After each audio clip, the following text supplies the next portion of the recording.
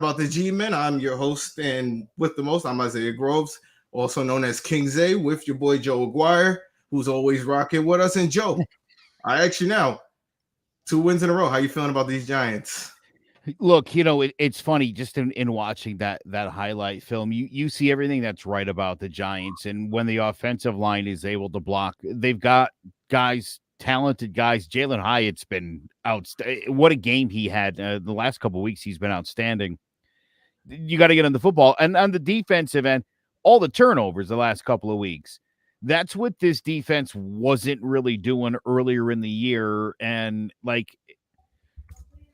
they've sort of got it all together, Zay.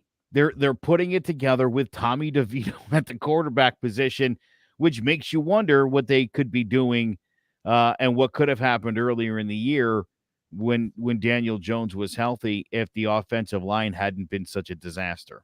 Yeah, completely agree with you. This team has looked obviously way better as of lately. The offensive line is blocking slightly better. They haven't been what we've wanted, but they look a lot better.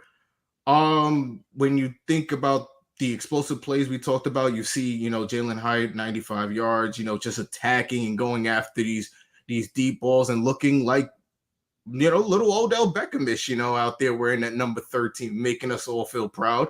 That's obviously the reason why he took number 13, and that's what we're hoping that he could be for us, the next Odell impact player for us. But yeah, I'm like I said, I've been encouraged with this team. I told you I've never jumped off ship. I feel if we had Daniel Jones, this team would easily be 6-6 right now and be in a way better position. Obviously, things didn't start off well, but the team did improve and has continued to improve as things have gotten better. So I'm encouraged going down the stretch. It's funny in our group text the other day. Obviously, Sean Scanlon isn't with us tonight. He's out of town, unfortunately, but he texted right after that game ended. And he said, now that we're picking 15th, who are we taking? Look, there was a lot of talk about this Giant team maybe tanking, and maybe that was in the best interest of this team. Maybe they wouldn't win another game all season. And I think some people were sort of resigned to that thought. Look, let's talk for a second about Jabril Peppers and the little controversy that came up. Here's the thing, if you don't think that these guys say, you were a pretty standout player in high school. I played on a very successful team my senior year in high school, my junior year as well. Everybody's out there trying to win the football game. And sometimes you run into a team that's just better than you, that's just more talented than you. And all you could do is try to stop from getting taken behind the shed.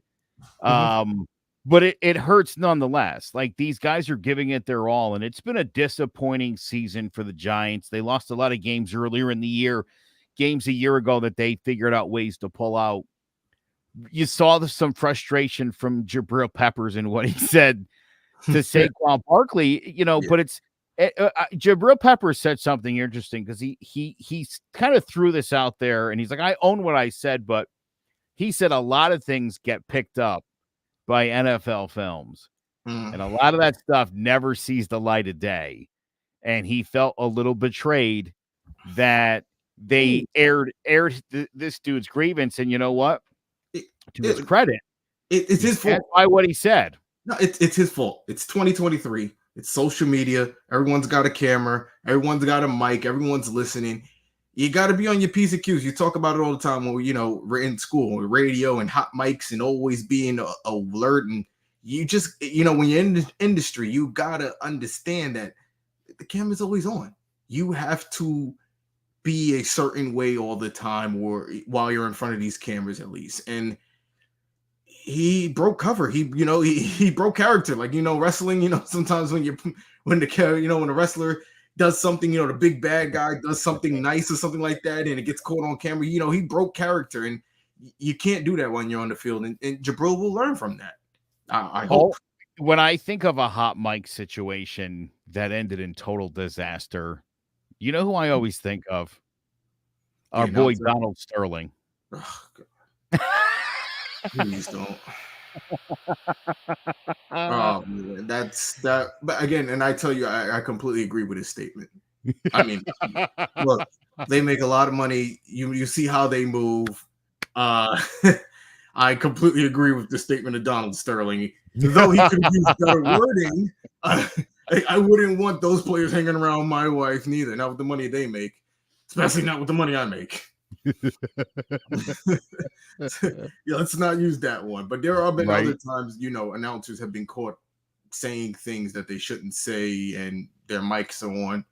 They thought because the national anthem was playing, they wouldn't be heard over the air or something like that. So again, it's professionalism. You have to learn professionalism out here. You just cannot be out here, willy nilly. You have to understand how to be in certain spotlights. But to be fair, like the line from Peppers, I mean, I forget exactly, something to the effect of "You're lucky we're ass right now," is an accurate statement by Jabril Peppers, and he's saying it to his boy, his former teammate, a friend. And he's kind of goofing around with him, but in you're lucky that this team's not very good right now. Well, not really his boy. Jabril was a Giant. He was here a couple Yeah. years ago. He was here, so there's a relationship there. They played together. You go on the battle together. When you done that, there's a big there's a bond there, and Jabril and Saquon were just doing something friendly. Obviously, it wasn't malicious. He wasn't trying to embarrass his team and make them feel like they were trash. He just he meant they weren't good right By now. the way, I do want you to eat your words on somebody. Uh-oh.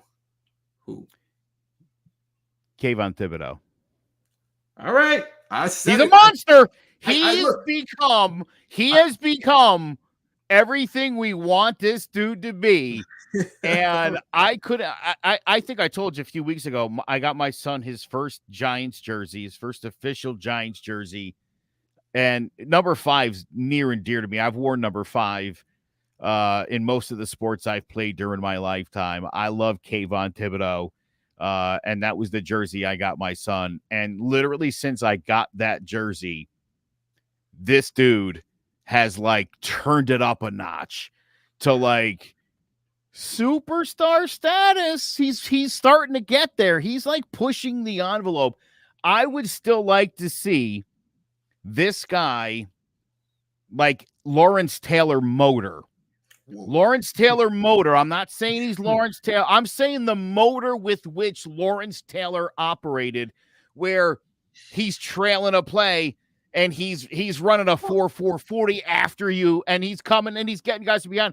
I see Thibodeau running down the field a lot, and he's just running. He's not really looking to make a play on the back end, and that upsets me a little bit, where I'm like, oh, come on, dude. You could kill somebody from behind running down that. He's got some speed. He's a great tackler.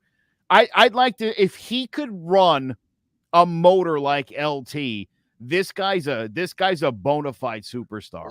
LT was running on more other performance enhancement drugs than you could imagine, the night before. So there's a little bit to the mania that was LT. So the maniac that was LT was fueled by a little more than G Fuel and Prime pre-workouts. There was more going on than in the 80s.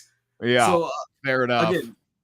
Again, I'll own up to it. I'll eat my words. I said again, I thought he was a bust. I haven't been happy. I'm still not happy with Neal. I was going to say, as for Lorenzo Neal, point still. Yeah. You made your point on that. Evan Neal, but I will own. Oh yeah, Evan Neal. Alonzo Neal was a fullback for the Bengals back about 12 years ago. I will own up to. I was wrong about Kayvon Thibodeau. They gotta move Neal in a spot. It's funny you said that, because that brings us to our very, very next topic, which I'm not even sure if this is going to work. We decided to do this on Monday as well, so you guys could enjoy the bye week as well. So obviously not where we want to be right now at 4-8, but I am proud of the guys, the way they've continued to battle and compete over the last few weeks. Again, when things are bad, they can go one of two ways, and I'm really proud of the way the guys have continue to come in and compete, and we've seen some progress over the last couple of weeks and the results, to show. So a lot of we got 5 games left, so against the NFC teams, against 4 different teams, and we're not out of it. So Daniel, he's 5 days off his surgery. He's in there rehabbing right now. He's going to attack it. You guys all know Daniel and his work ethic. Probably a guy we're going to have to pull back. But the expectation is when Daniel's healthy that he will be our starting quarterback. Again, we don't have a crystal ball in terms of how the rehab's going to go.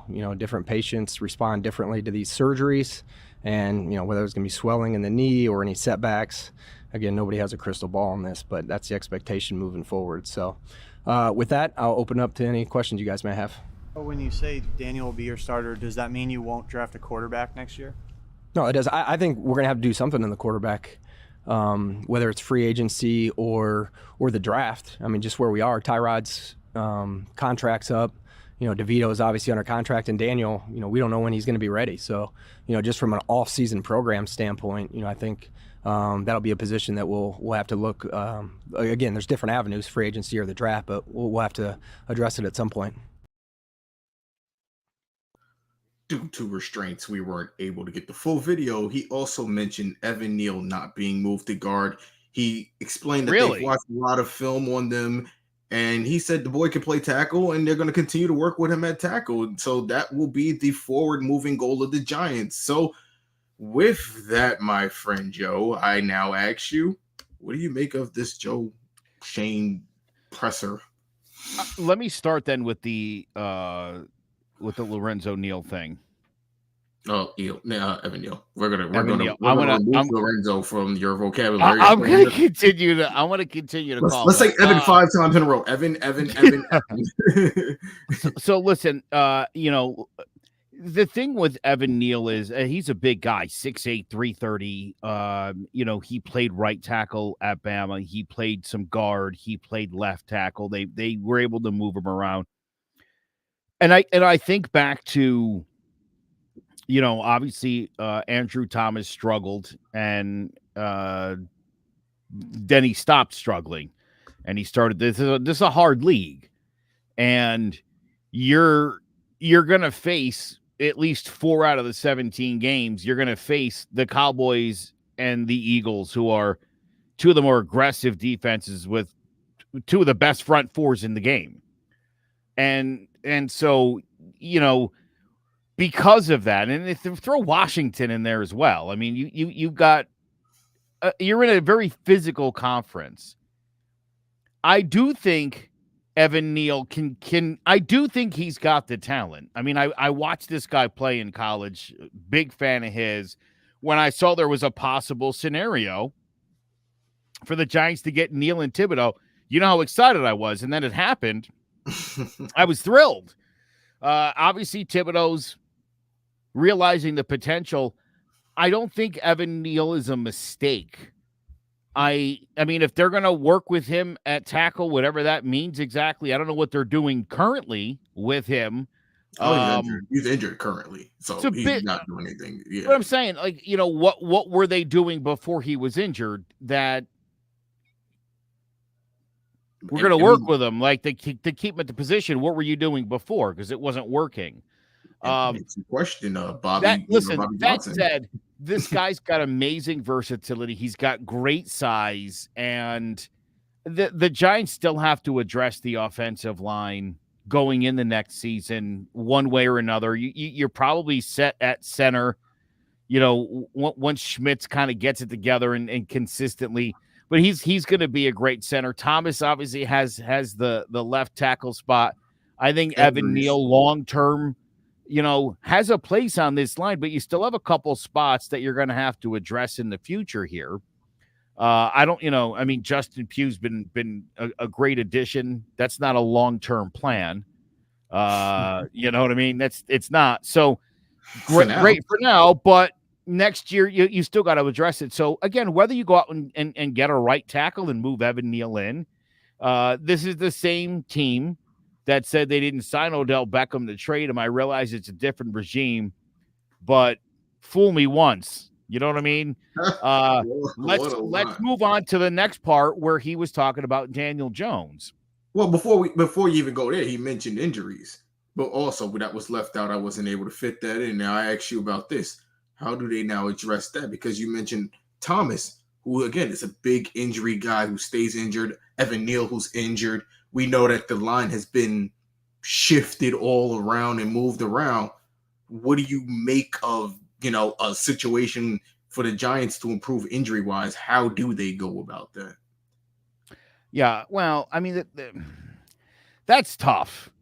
That's a tough situation. It almost seems to me like, you know, you remember earlier in the year when Saquon was out, and I think it was Joe Shane was the one that said he's a fast healer. Yeah. And he missed exactly the amount of games that they initially said he was going to miss. So he's not a fast healer. Well, we don't know if that was all Saquon wanting to sit out or the Giants wanting to sit him out because he is still playing injured currently. Sure. All of this could be a lot of things, is my point. But Andrew Thomas, I don't know.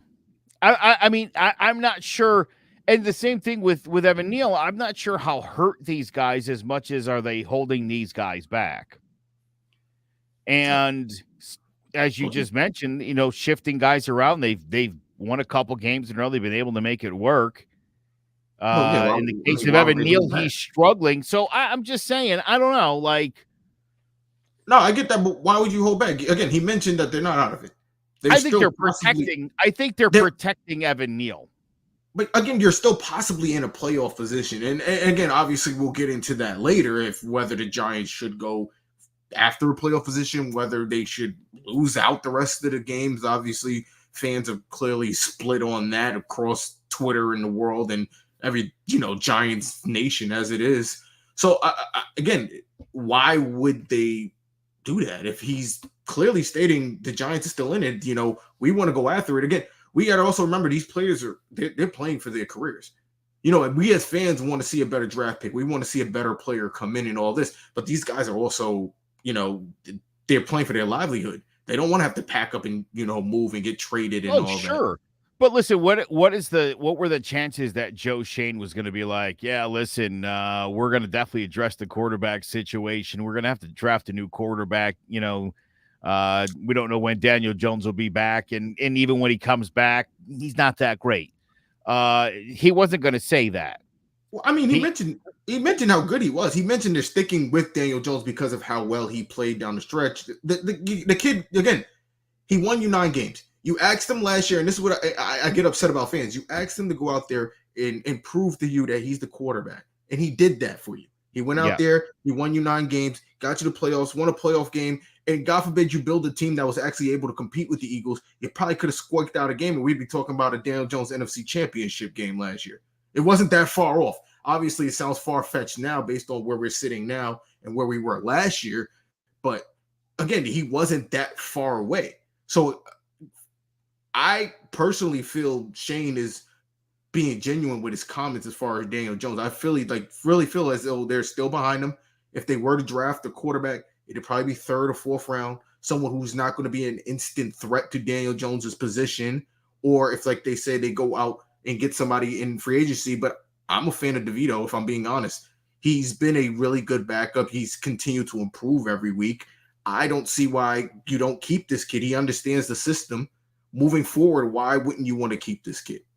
He's shown toughness. He's got the guts. You know what I'm saying? He's out there. He's taking all the hits. He's making all the plays. He's making the proper reads we see now. And don't forget, during the preseason, the idiots who, he played most of their games. That's it too. And that's another thing.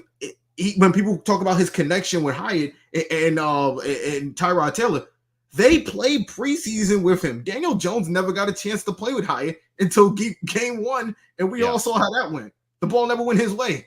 So there was I mentioned to you guys all the time, I hate the way the preseason is constructed now without the 4 games, because that 3rd game gave you a real sense of things when you got a real, simulated game. It was the dress rehearsal game. Now that 3rd game leads up to, the season. There's no 4th preseason game. So the way they're structuring it, like you've seen, the backups are taking most of the snaps because you're trying to see what you got outside of your starting quarterback. And we see how it affected our quarterback. He got off to a slow start, and he never really got on pace outside of that Cardinals game. Although I will tell you this, if there's a single Steelers fan watching this or listening to this broadcast, they're going to say, did you see how great our offense looked in the preseason with Kenny Pickens coming off last season and then having the preseason they had? It looked like Pittsburgh was a well-oiled machine. So who knows? But I listen, and I agree with you 100%. I think they've done a terrible disservice. And you had sort of mentioned it earlier. I mean, teams were definitely quick to adjust to the short preseason schedule and put what was already minimal effort into the preseason to barely any. And we saw that pretty much around the league, the way teams are handling it. And I complained the whole time because my thought was, listen, I've been a Daniel Jones guy from day one. Mm-hmm.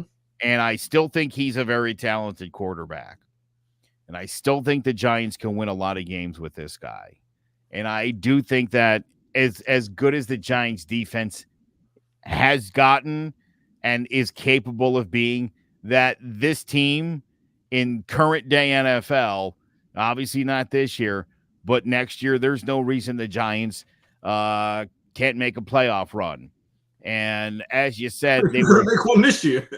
They're making one this year. I mean, listen, I mean, they certainly are. And listen, my biggest fear for this season was a 6-11, 7-10 scenario. Well, again, we didn't hindsight. It's hindsight to see you losing your quarterback. Of course. But again, if they're gonna make a playoff run, I would hate even an 8-9 and you just miss out. It's like, oh God, now you got the 17th pick, and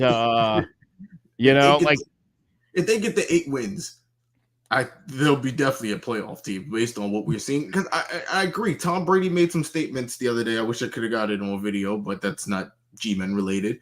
And he mentioned the league has the lack of skill and talent in the league, and you can see it. It goes back to like the collective bargaining agreement I bring up so many years ago when they had the strike and they made their new agreement and they took out all those practices and lessened the amount of tackles, and it's directly affected the performance and on-field play. What we watch, we're watching garbage, but because it's the only football we really have, it's what we're settling for. You're really watching it. The league has never been this mediocre. Again, for Daniel Jones to have one playoff win, and I keep saying this, and that's more than majority of the league, it goes to show you how bad the league has gotten over the years. And that's why I'm not quick to rush and get me a rookie quarterback right now, because they're not producing what they used to produce. It's evident. It's complete. Brock Purdy looks like one of the best quarterback prospects in the last 10 years. He was the 30, the last pick. He was 362 or whatever the hell it is, yeah. Whatever the last pick is of the draft. He was Mr. Irrelevant, and he looks like he could be the champion. He can take a team to a Super Bowl this year. And again, they've actually built a team. I don't ever want to knock San Fran. San Fran built a team. That's what you're supposed to do. And that's what I knocked the Giants for. You never built a team. You never gave Daniel Jones anything credible to work with. When you look at what Brock Purdy has come into, when you look at what CJ Stroud has come into, they have come into teams who were properly rebuilding the team and then go and get a quarterback. For the Giants to do that, we would just be repeating the same mistake, and we'd be in turmoil for another 5 to 10 years, if I'm being completely honest. But I think if you look at the young quarterbacks taken in the first round in the last 4 to 5 years, outside of CJ Stroud, there is not a single guy who I think is performing above expectation or performing at like where you're talking about, MVP caliber play, from Jackson and Mahomes on, it's been a lot of disappointment. It's been a lot of Sam Darnold's. It's been a lot of Josh Rosen. Trevor Lawrence again. I mean, I say that with Trevor Lawrence in mind. That's a guy who's played better, but he's not Trevor Lawrence. Trevor Lawrence was supposed to be a generational talent. What they're saying about C.J. Stroud was what we thought Trevor Lawrence was going to be. Oh, I didn't. I never believed it. And for a guy who is just kind of into football, I kind of figured. And then going to Jacksonville, I didn't see that panning out to be greatness. But as you said, Brock Purdy, Mr. Irrelevant, is a very suitable starting quarterback. The Giants right now are winning football games with a guy who went undrafted, a guy who bounced to 3 different colleges before he found his way onto a practice squad somehow in the NFL. So it's hard. I mean, Bryce Young's been awful this year. Again, it's your situation you also come into. I tell people that when you're a top pick, you come into a terrible situation. The team didn't have the top pick because they're a good team. It's really occasional that a team would trade, and that trade ends up being a top pick because that team that they traded with, ended up sucking the next year. That's very, very, very rare. If you're a top pick, you're coming into a messy situation, no matter what it is, regardless. Pat Mahomes got drafted by a team that went 13-3. Again, you have to be in a situation with a Hall of Fame coach. And again, a quarterback in front of you who really wasn't that bad, who you could have learned from. It's rare situations that you have that. It's like with Green Bay. Green Bay's luck finally ran out. They had Favre, they had Rodgers, and we know what's going on with Love. So again, I hate the idea of falling in love with the draft. Joe Schoen, I'm happy with the fact that he addressed the media, because obviously these are things we wanted to hear at this point. We want to know, hey, what's going on? Are we keeping Daniel Jones? Are we not keeping Daniel Jones? Especially me, who put a big bet for Daniel Jones to win, a personal bet with some friends. I need him to win the Super Bowl. But, again, it would suck to see him leave again, because the kid did what you asked him to do. I hate to say it, you asked him to go out there and prove to you he's a quarterback, and he proved it to you. And to jump ship because of half a year, it's really unseen. Don't forget, they rejected his 5th-year option. Yeah, I mean they could have done that. It was a much better deal for the Giants had they paid that 5th-year option out. But again, if he performed like he did, you would have ended up paying. Oh, I agree. And you know what? For anybody who was pissed about 4 years, 160, take a look at the quarterback market. It is what it is. It is what it is. You're in no scenario where there's a players union are you going to ask a starting quarterback. There are people that are like, take $25 million a year. That's $15 million under the average of what quarterbacks are getting. The union would have never allowed Daniel Jones to take that contract from the Giants. They would not, and I don't think people understand that. People don't understand it, that the players union in a million years would not allow a contract like that where a guy took an undervalued contract. They would never let it happen. Well, people don't understand contracts in general, because if you think about what we get for Daniel Jones, we're paying for Daniel Jones. The Cowboys are paying a lot more for one more playoff win. The Eagles are paying a lot more for one more playoff win. The Ravens are paying a lot more for one playoff win, the same amount, because they made it look better in the regular season. And I say this all the time. I'm an Eli guy. He's never had a great regular season. I watched the man throw like 6 interceptions against Washington, a team we're normally guaranteed to beat, and I watch him blow it and then go out there and win 2 Super Bowls. So it doesn't matter how it looks. It's about getting the job done. And honestly, I think eventually he will turn that corner and get the job done. Well, you're exactly right. It's why people keep looking at Justin Fields and they're like, man, this kid's so talented. And it's like, yeah, well, but it's not working out there. It's not working out at all. And it's got to be a little bit his fault. You could, and listen, I feel the same way about Justin Herbert, by the way, whose team is, I think, 4-6 at this point. But what has he won? You're going to pay a lot more for him, and he's won nothing. Sure. You're going to pay a lot more for him, but he's won nothing. I tell you right now, Zay, week after week, I hear the coaches, the defense, blah, blah, blah. It's always everybody else's fault. Every time I watch a Chargers game, he throws a pick in the fourth quarter. He makes some boneheaded play every time in the fourth quarter, or at a crucial moment in the fourth quarter, he gives you a 3 and out. I mean, coaching, so it's his fault too. To me, listen, sexy numbers. It's always impressive when you look at the box score. There's not a lot of wins, though, underneath Justin Herbert's name. And so it's like, listen, if you want Tony Romo numbers and no playoffs, okay, I'm with you. You know, and I've had this argument with Cowboy fans. You look at the regular seasons Tony Romo had compared to Eli during that run. Who would you rather have? And they're like, Romo, no playoff wins. Not a playoff win to speak of. Really? You're that enamored with like 35 touchdowns that you would rather not go to the postseason than have a quarterback that throws for 22 touchdowns and 18 picks, and that's about as sexy as it ever really got. But you won Super Bowls, and that is, again, the point of this sport. Well, Joe, you know I work for the New York Knicks, and I sit in the crowd with people from all over the world. I sat a couple of games ago with a Dallas Cowboys fan, and we had a wholesome conversation, believe it or not. There was no fighting, no fisticuffs. Wasn't an Eagles fan. When he said, this is our year, did you just let it go?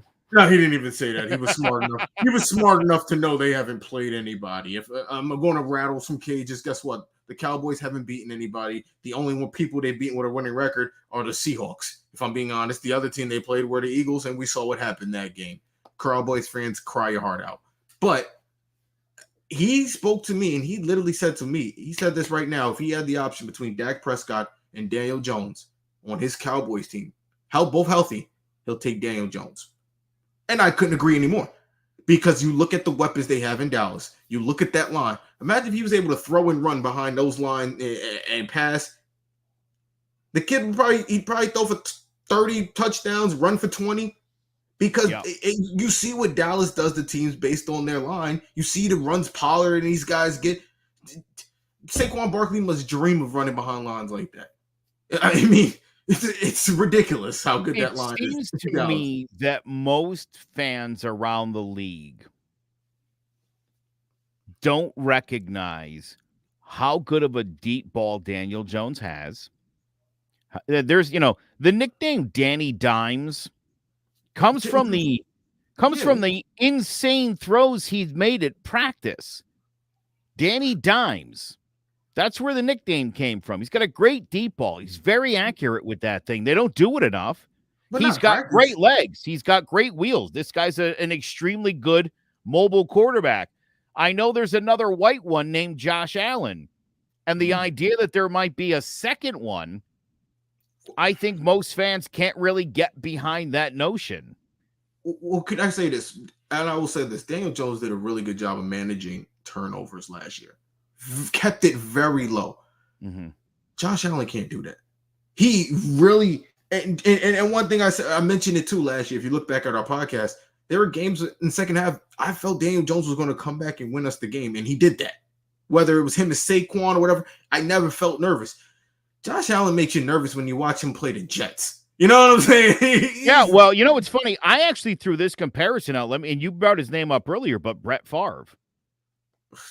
Brett Favre was a great quarterback. He did great things, but my God, was there a guy that threw bigger interceptions in the fourth quarter and in overtimes of games, big, important games? Like, it's good, right? It's good to be a gambler and throw the football down the field, but man, some of those were like back-breaking interceptions that he threw. My thing is, again, Jones can't catch a break. You argue about his turnovers, he cuts down the turnovers. You argue he don't score, he throws touchdowns, he runs touchdowns.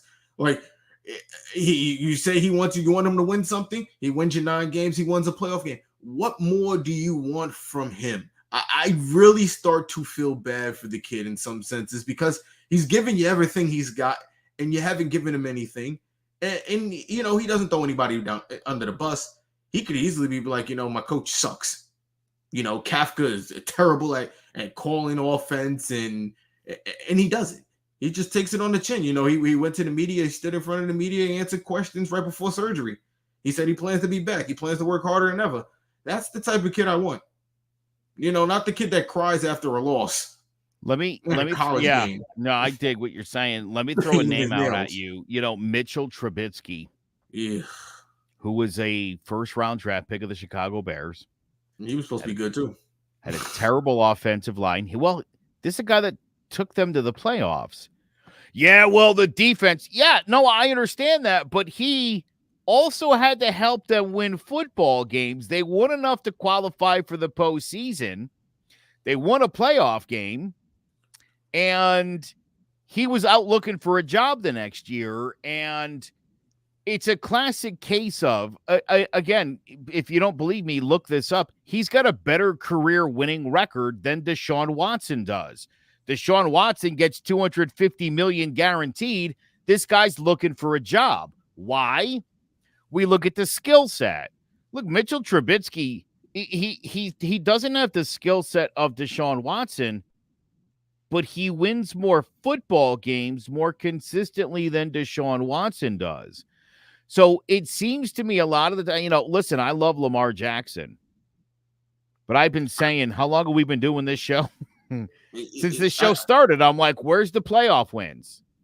He's got where's one. The he's got one playoff success? He doesn't. He doesn't. He can't because he can't throw. He won in 7 years. No, and listen, I understand that, and I say it every year. Look, I think Lamar Jackson's one of the most exciting players in football. As far as being a quarterback, he's very mediocre. If he didn't have the great running ability he has, he wouldn't be in the NFL, period, because he's not a good enough quarterback with his arm. People compare him to Vic, and I always say Vic's a better passer. I hate Michael Vick could definitely throw the football. And then you saw it in the Eagles. He changed the way, when he came to the Eagles, he changed his complete game from Atlanta and was actually more of a pocket passer style quarterback. He went through progressions and then he ran the ball. And he did it well. The Eagles looked really good. We know very well as Giants fans, he did it well.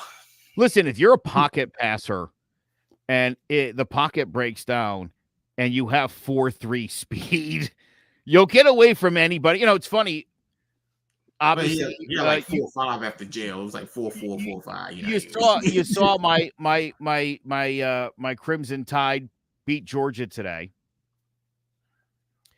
And Jalen Milroe, I'll tell you right now, Jalen Milroe, there was a couple of plays where the pocket collapsed on this kid, where he was surrounded by 3 Georgia players collapsed in that pocket, and he was able to bounce to the right.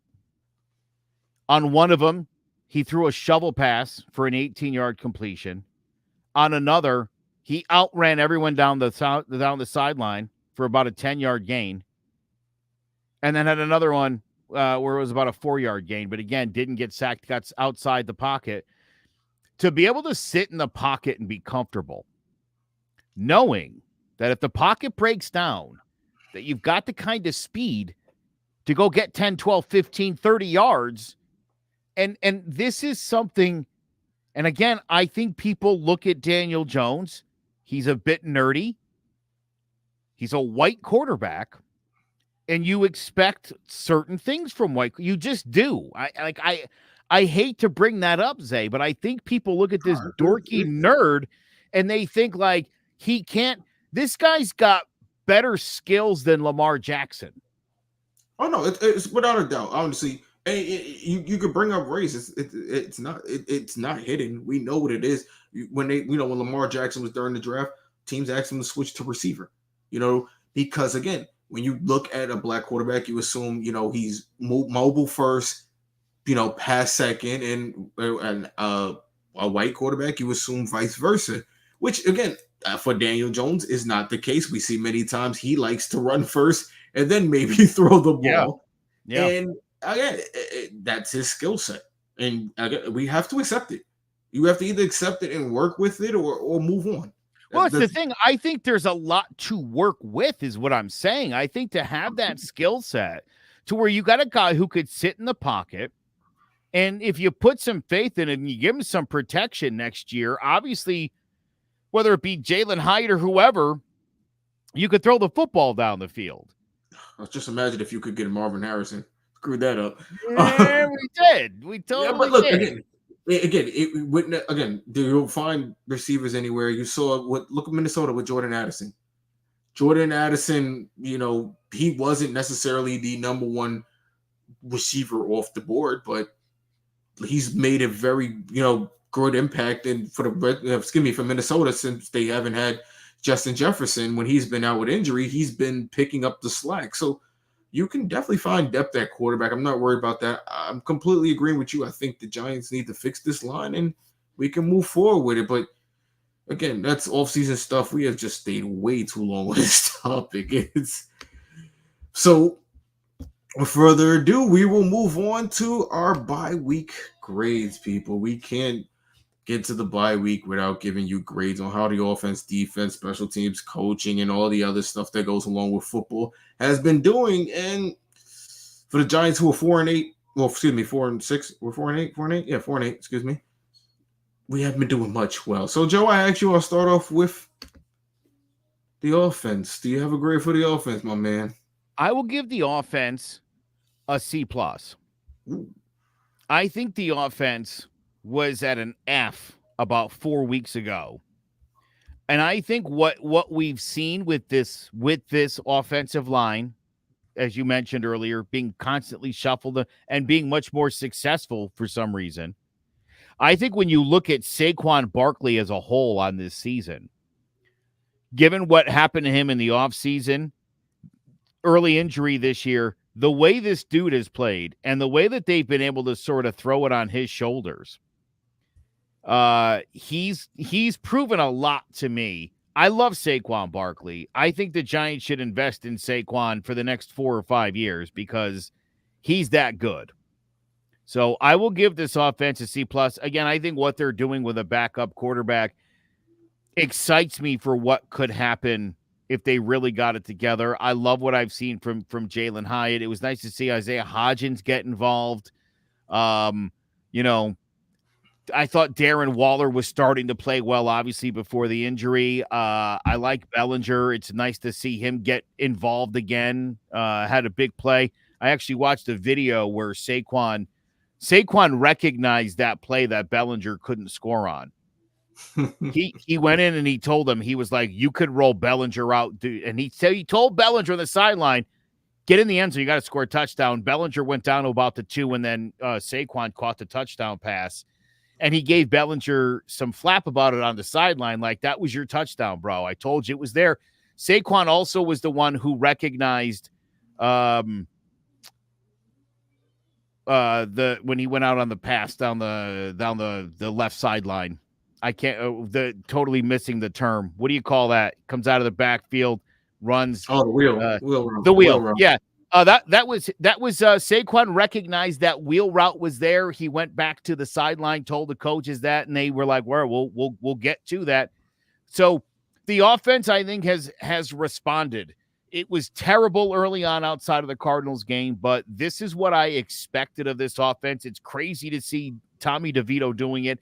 And I'll tell you the thing, Zay, I wanted to mention and I forgot to. The way this team has played on third down. Offensively, they have been very effective on third downs of late. This is a team that always, if it's 3rd and 7, it's a 5-yard seam or what, it's always something stupid. They've been converting. Yeah, I mean, they've been converting. And on the other side, the defense has been stepping up big on third downs as well. And that's really, I mean, I think that's one of the keys to any football game is what you do on third down. Suddenly this Giants offense is converting in a big way. Yeah. Well, thank God, finally at this point. So that now brings us to our next topic. That would be the defense. Do you have a grade for the offense? No, look, I prefer to stay out of it because I have F's. I'm giving F's all around because you know exactly where I was in the beginning of the season. I wanted 10 wins or more, so anything less for me is an F. But I am happy we have 2 in a row. Yeah. So I've decided not to do a grades. This defense, I'm glad you brought up this defense now. I would give this defense a B-. This defense would have had a D a couple of weeks ago.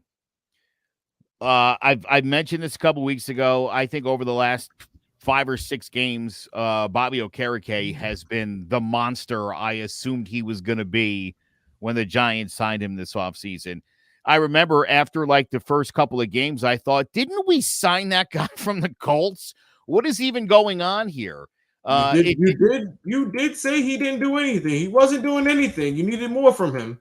He was not doing anything impactful, right? I stand by that. The first few weeks, he didn't do anything where, again, he was someone I was very excited about. Kayvon Thibodeau didn't get off to a great start this year. He has slowly but surely turned it up. This defense through the first 9 games, I think, had like 6 turnovers on defense. They've doubled that in the last 3 weeks. So they got scores too, touchdowns too. Yeah, look, there's been a lot of sacks, there's been a lot of passes defended, there's been big hits, there's been interceptions, there's been pick sixes. This defense has been making it happen. I notice we don't do this. We've never been a do this kind of team on the tackles. Let's punch that damn ball out. You're starting to see a very aggressive New York Giants defense.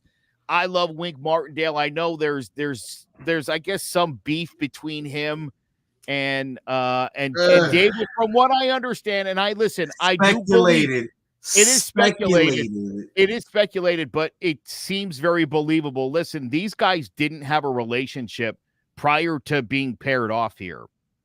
And Dable's given a lot of responsibility to Wink because he's a veteran defensive coordinator, one of the better ones in the league. But when you're not winning football games, it's on the head coach. And something tells me the head coach, in relaying to Wink what he's looking for, I'm sure that rubbed Wink the wrong way. So I can look, there's a reason Dable brought this up the other day and kind of cleared the air like, hey, we're cool, there's no beef. He did because there was. I think they're over it. I think they're over whatever was going on, but I do think something was going on. You heard a couple weeks ago, Xavier McKinney was saying, hey, look, the leaders aren't being heard on this team. We're going to Wink and we're telling him what we're seeing and we're still not doing anything about it. Why was that happening? Because of Brian Dable. I think he and Wink cleared the air. I think we're going to listen to the players a little bit more going forward, and now everybody's cool. Okay. No, I can completely agree with that. Again, I think a lot of it is just speculation. When you are a losing team and things are happening that, aren't positive, there's just a negative energy, negative atmosphere, and, it's just all combines, and it made a situation. Losing sucks. It does. Especially when you have some expectation that there would be success. All off season, how pissed I was at ESPN. All the talking heads were like, regression for the Giants. And I was like, how? Where would they regress from? And obviously there's been a great deal of regression, but I stand by what I said. Most of these people were talking out of their asses. The Giants addressed most of the issues that they had. You would have thought they would have been a better football team as a result, not worse. But again, you can't assume performance based on a team and paper. We say it all the time. That's why we say teams. We always say teams look good on paper. You can't. Sure. Well, that's exactly what the expression is. That's what it is. Between me and you, did we all expect the Giants to come out and open up the way they did against the Cowboys? No. We expected them. That was so bad. If we were going to lose, we expected them to at least lose with a little dignity and pride, and it just came out ugly. We looked prideless. We got our asses kicked on our own home field. And again, you can't predict these things. My thing is, I think the teams need more practices. I think they need more work. And a team like the Cowboys, who've been together for years, these teams are going to continue to get better and better. While these teams like the Giants, who are trying to patch a new guy in here, patch a new guy in there, patch a new guy, they're not all playing together. It's hard to get good together if you're not playing together, is what I'm saying. And then you lose your quarterback. He's hurt. He comes back. Now he's hurt for a long time. It's just hard to, create anything. I mentioned, you mentioned Hyatt. Daniel Jones and Hyatt never had a connection. They didn't create one in preseason. His only touchdowns came from Tyrod and Tommy DeVito, if anything. You can't create connections that don't exist. That's the only thing I'm trying to get a point across. You know what I'm saying? But again, we will move on, and I digress. I'm not going to sit on this because everyone gets an F. Everyone gets an By F. the way, CeeDee Lamb, Braden Cooks, and Dak Prescott are three gentlemen I have on over two, and Jay Ferguson, the tight end. You cooking right now. Monster numbers from those guys the last few. I mean, it has been Jay Ferguson, I think, is the biggest shocker of that group, but I mean, they have been putting up great numbers. But didn't the Giants not want to go after Brandon Cooks? Isn't that funny? I remember he was available. The Texans Poor made choice. Him, we didn't want him. Yeah, we was just like, he's too small. We're looking for big guys. That's right. Yeah, he was too small. That's right. That's exactly what it was. And the best is all we do is draft small guys. Wandale Robinson. What's the other one I don't like? Jesus Christ, what's his name? Sterling Shepard. Oh, there you go, Sterling Shepard. See, I don't even care about him. I don't care to even remember his name. The longest tenured Giant. Yeah. I swear he better not be on the roster next year. Like if they're making, trimming the roster in places, you can start with, Shepard. You can bring him back maybe as a receivers coach, but he's not playing. Do you know who I forgot was on this roster until he had a nice catch for no gain this week was Paris Campbell? No, he's still here. He's the guy that we throw the ball to behind the line. Scrimmage. Yeah, he caught one and for no gain, and I was like, oh, I didn't even know he was still on the roster. Because that was early this season, that was such a big play, that 0-yard net gain throw to I will never understand what we bring him in, we use him the wrong way. What the hell happened over the summer? This team. Oh god, let's get into it. Obviously, the last unit in football. Special teams, I'll give an F to. I think this special teams unit has been pretty disappointing for the most part. Before Graham Gano got hurt, the kicking game was dreadful. He had some good hits last week. Hold up. I get he was hurt. Terrible. The punter, this Scottish punter, it was cute last year, the lefty. This guy's botched enough kicks at this point where it's like, dude, come on, anybody else. I'm tired of it. Look, the tackling's been a little better on kicks and punts, but this special teams, every time they kick the ball to the other team, I get worried. I'm always coach. He never has an answer. They ask him every week, how's it? Is it ever going to get better? He's just never got an answer. It's still work. Like he's another one you cannot bring back next year. You could trim the fat. This special teams has done nothing to help the Giants win football games. It's been very disappointing, and it's been a weak spot for the Giants. You can't say that. They've won a lot of positional games where the punter has pinned another team, like Washington, for example, where we were just pinning each other back and forth.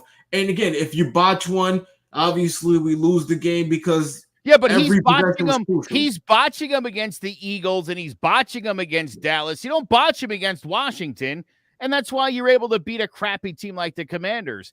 When the Giants need big, they need guys to step up on special teams against good teams. It doesn't seem to happen with this unit.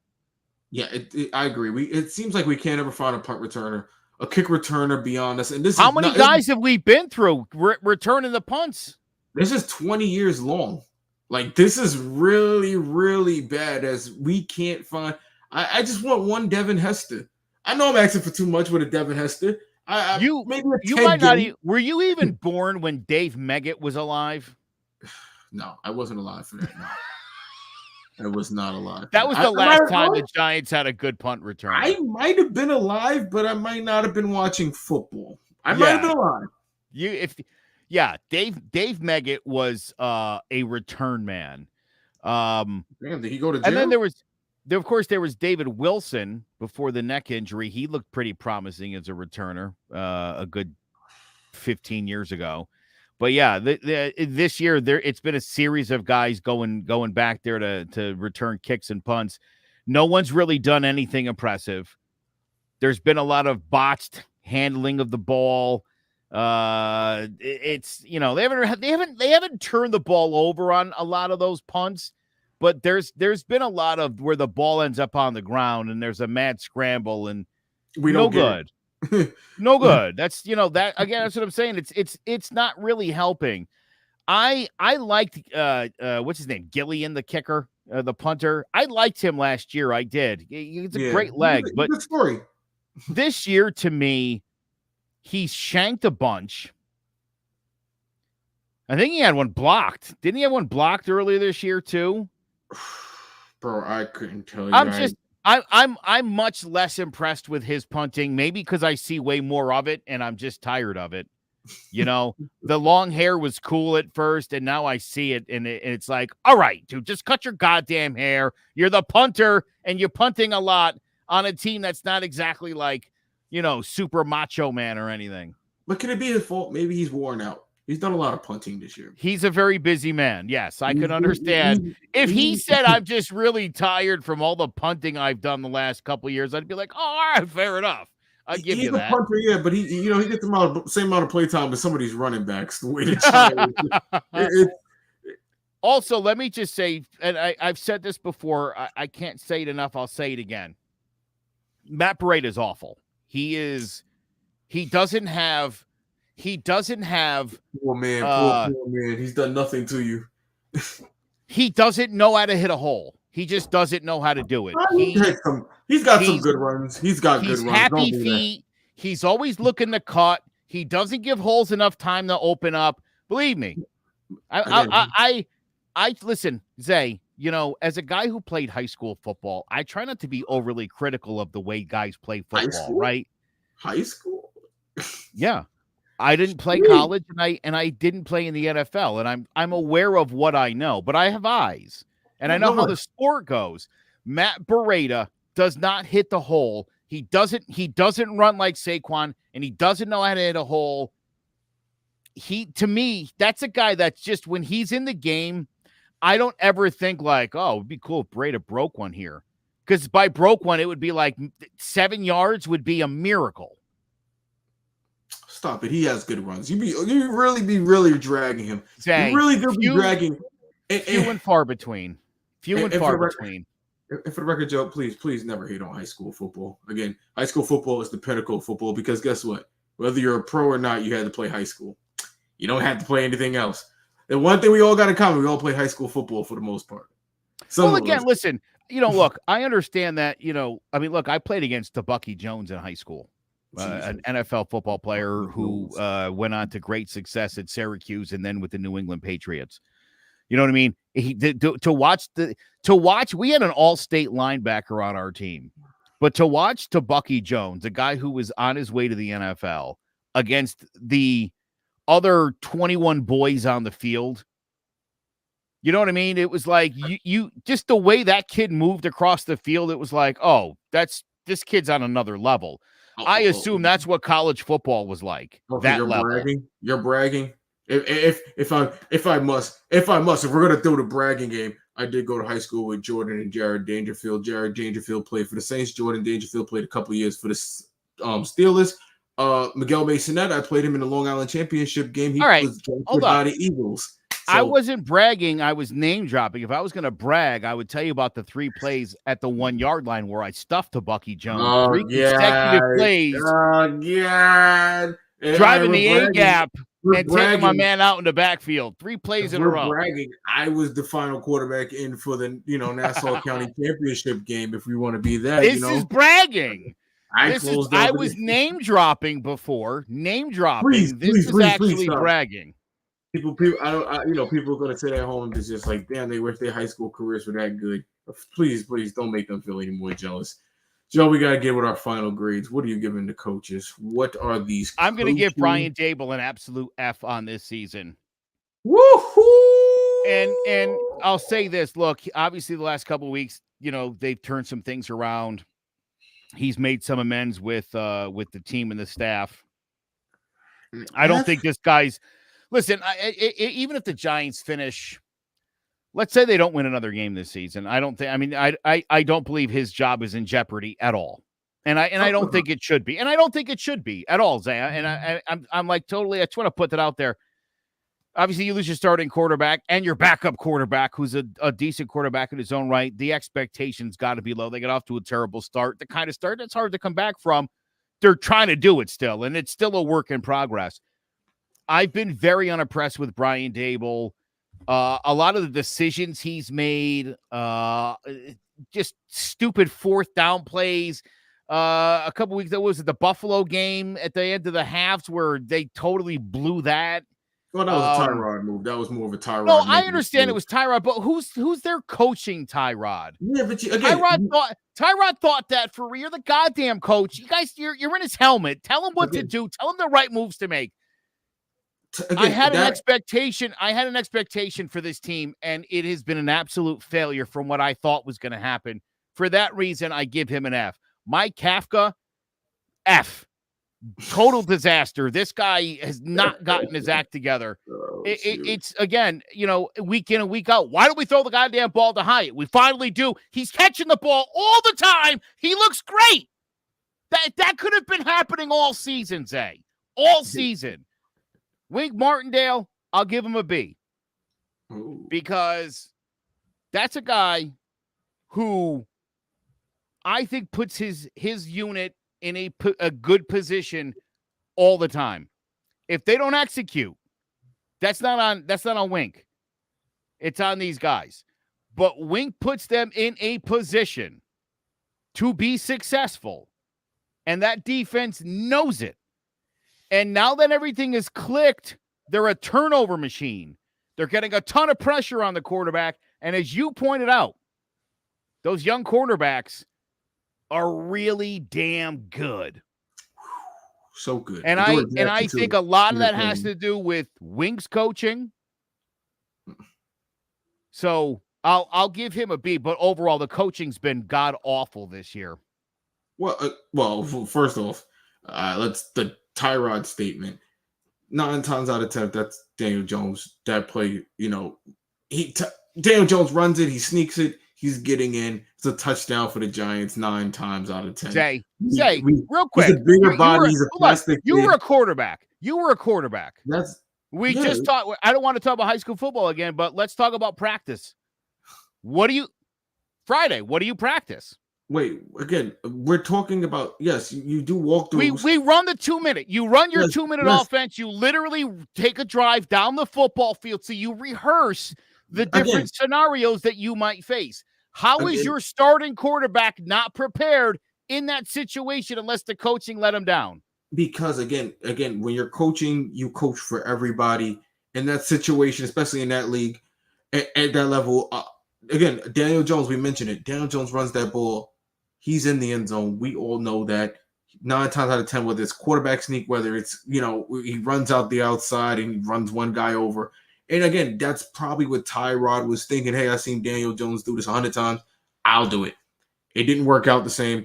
Tyrod doesn't realize age eventually catches up with you. He's obviously not as fast. He's not as strong as Daniel Jones. And look, it was a bad play, and he'll learn from it, hopefully, when he's playing for another team next year.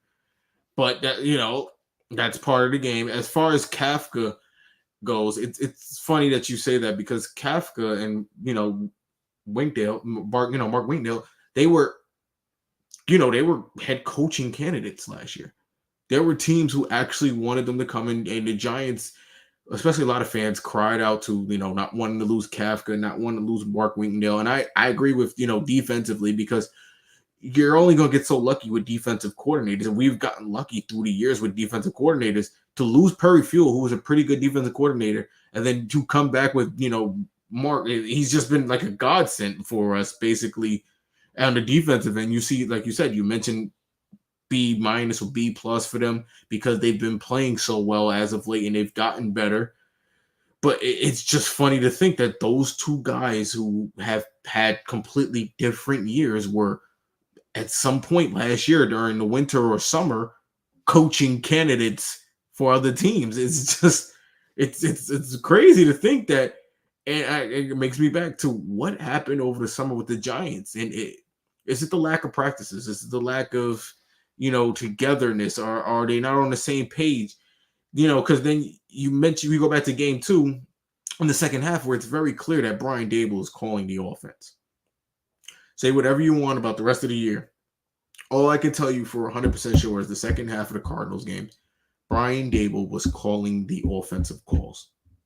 And the offense looked completely different. It looked very reminiscent of the way it looked last year. Yeah. And this year, obviously, like you said, it's getting better with DeVito. It's not great, but it makes you wonder at the end of the year when the Giants are making coaching adjustments and staff, who's coming back?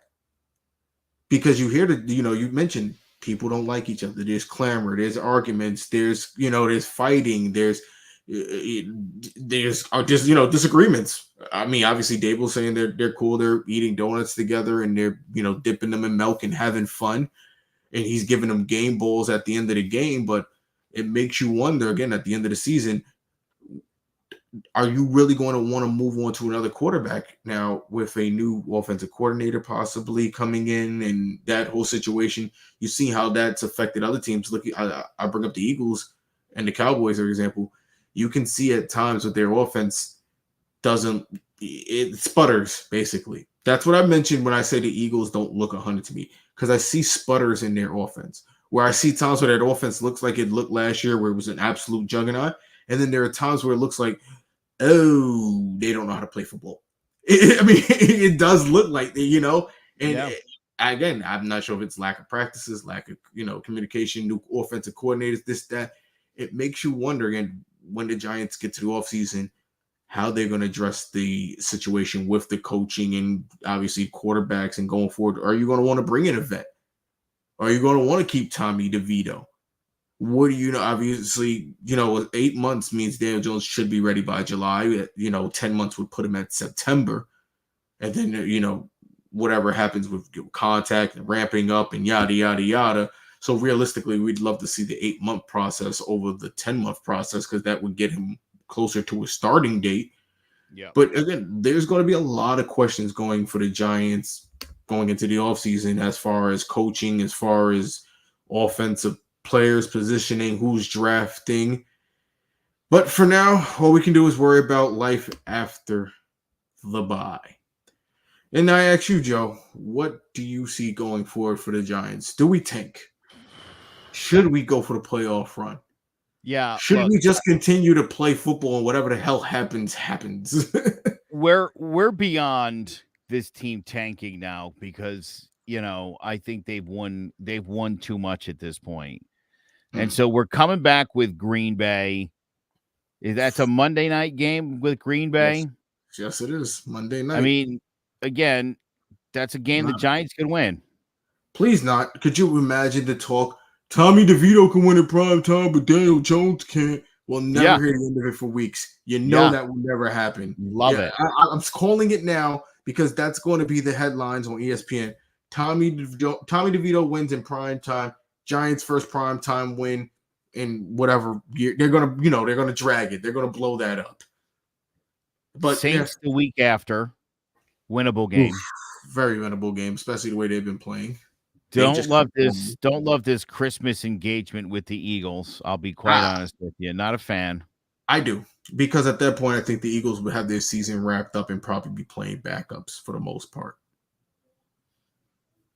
I don't know. Because you got to think about it. That's in the away game. Is that a home game or the away game? That's probably so if anything, that would be the last game the Eagles starters will play. I don't think they'll play their starters in the Giants home game. That's at the link. Well, yeah, and the 25th is in Philly.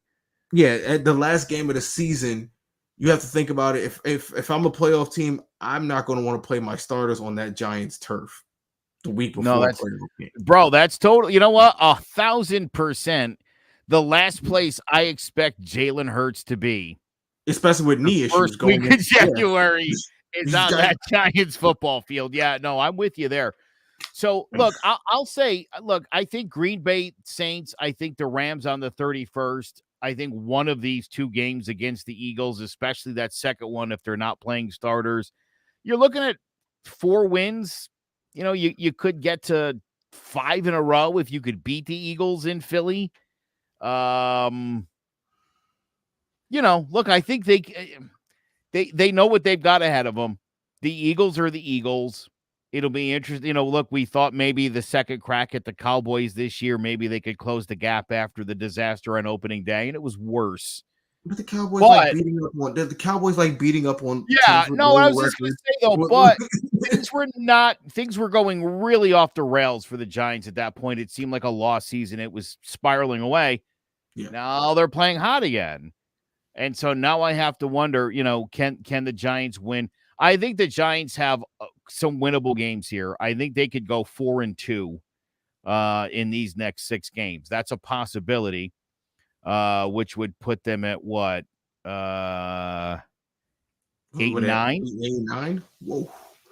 Imagine that. Which again has been my fear all along, is an 8-9. It puts you right smack dab 16th, 17th pick, somewhere in there. 17th. That puts us in the playoffs. We're 20-25 at that point. 20 to, and even worse. Even worse. Like, you're not, well, again, you have the blessing of trading Leonard Williams. You could probably package now a first-round pick and that early second-round pick and make that, you know, something pretty to another team where maybe you can move up and get you a Joe Alt.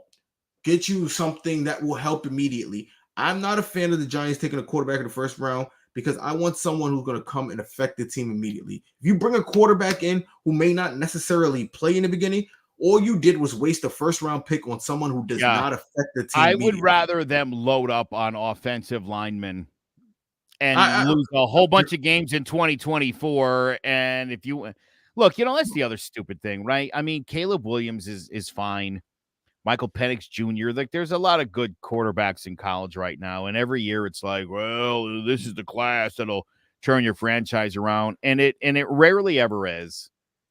You know, and you'd be like, well, next year's draft class, people will emerge. They always do.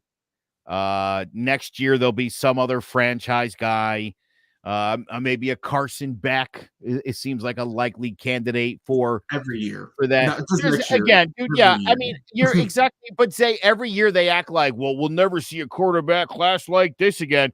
This is the next class of 83, and it never, ever is. It never so hits. Yes, the crapshoot of 2024 will be the same crapshoot of 2025.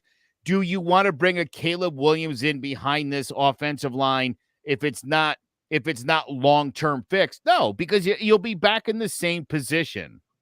If I'm being real, if there's any quarterback I had to have on all of them, I prefer Penix. I feel like he's the better of all the quarterbacks. But then you have this health issue. He has the 2 knee issues, the surgeries. He's someone, again, I can't rely on. It's just like Milton in Tennessee. Everyone thinks he's going to be this great stud. I can't rely on him neither. So, again, I'm willing to pass on this class. I know a lot of people aren't. If there's anyone I'll take a chance on, it'd probably be JT Daniels. If I can get him late, 3rd round, 2nd round, teams don't want him. But, again, I think teams will want him. But, again, you see it every year. Teams load up on quarterbacks. They add these kids that they play, then you never see them again.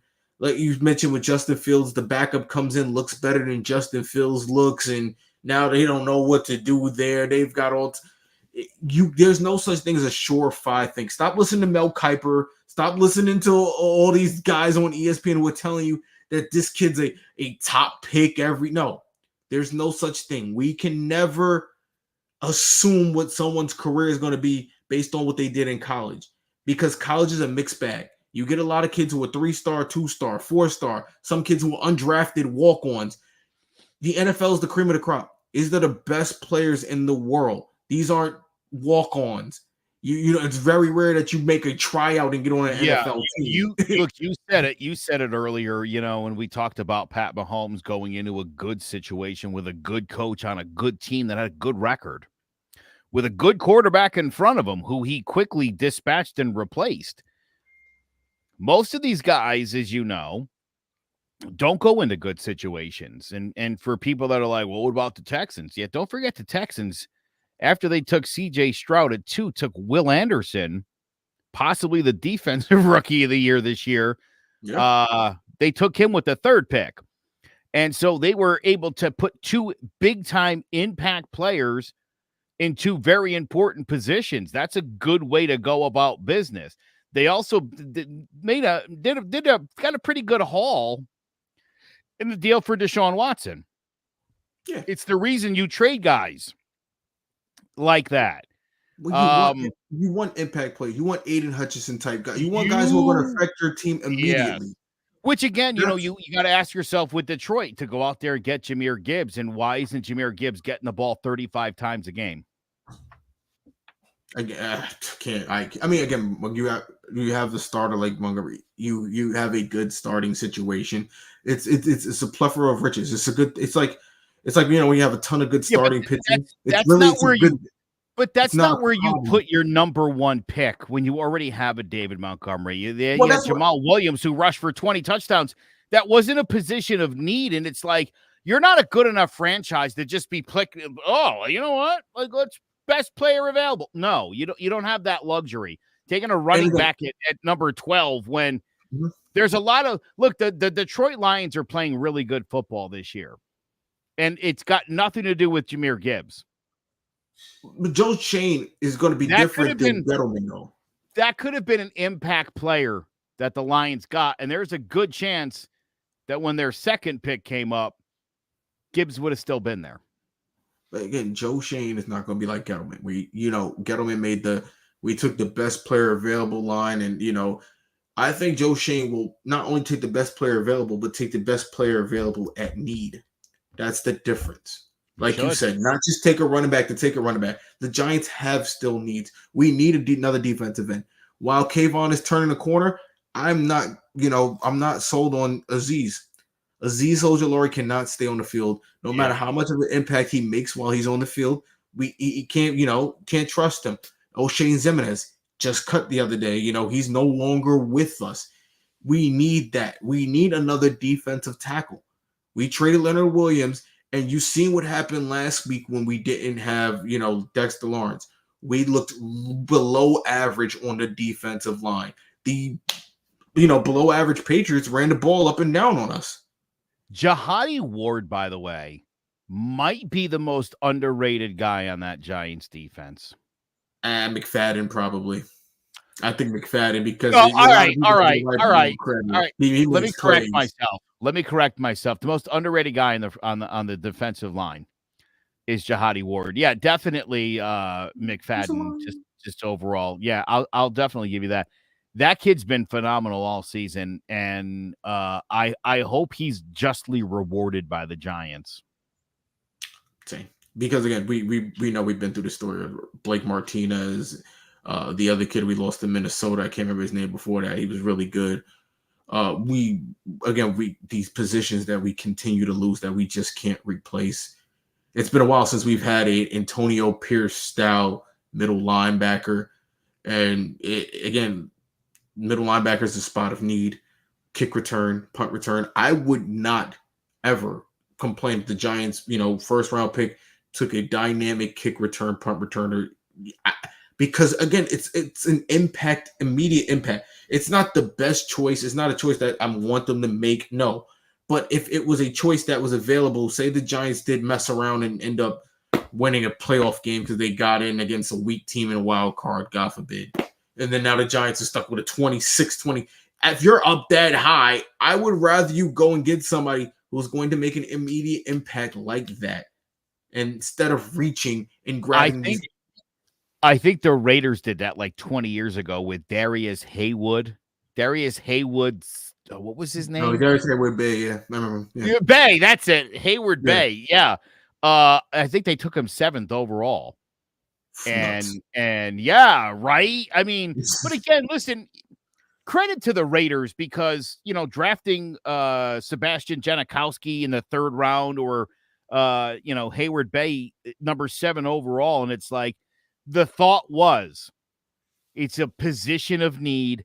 It's an impact position. It could be a game changer. in the case of Sebastian Janikowski, I mean, it worked out. That guy made 60-yard field goals a thing in the NFL. He's a Hall of Famer. He's definitely a Hall of Yeah. Famer. No question. Unfortunately, as far as Hayward Bay is concerned, that didn't pan out, and it being a first-round pick, it really blew up in their face. But so did Jamarcus Russell. So I mean, No, when does it work? fair enough. I mean, I'm saying, when does it work?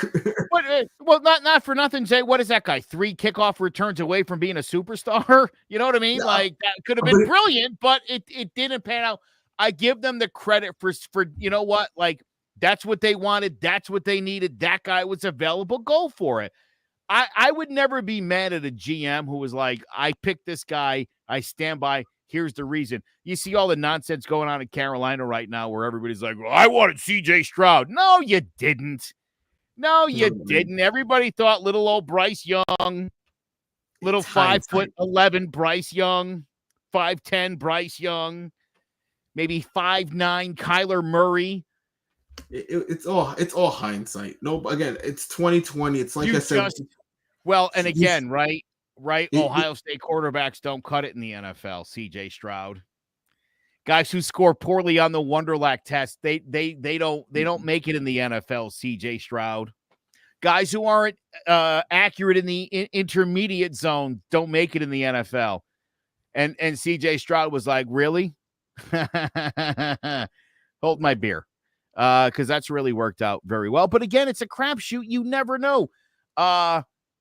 Peyton Manning, Ryan Leaf. For anybody who's like, who the hell is Ryan Leaf? Yeah, they were people that wondered if Ryan Leaf wasn't a better quarterback than Peyton Manning coming out of college. Imagine the thought. There were people who thought that. Ryan Leaf's career was a disaster. A disaster. Jamarcus Russell, who you mentioned, another guy who, Vince Young, another superstar from Texas. Like, oh, this kid's going to dominate the NFL. Disaster. He wasn't. No, he was a disaster. He wasn't what he was supposed to be. But that's what I mean. Listen, if you're projected to be a number 1 pick, they're talking about you being a 10 to 15-year starter. Maybe they're talking golden jacket, a little prematurely, and you don't even come close. You don't have a season where you threw more touchdowns than picks. You're a disaster. That's awful. But again, not according to Jerry Jones.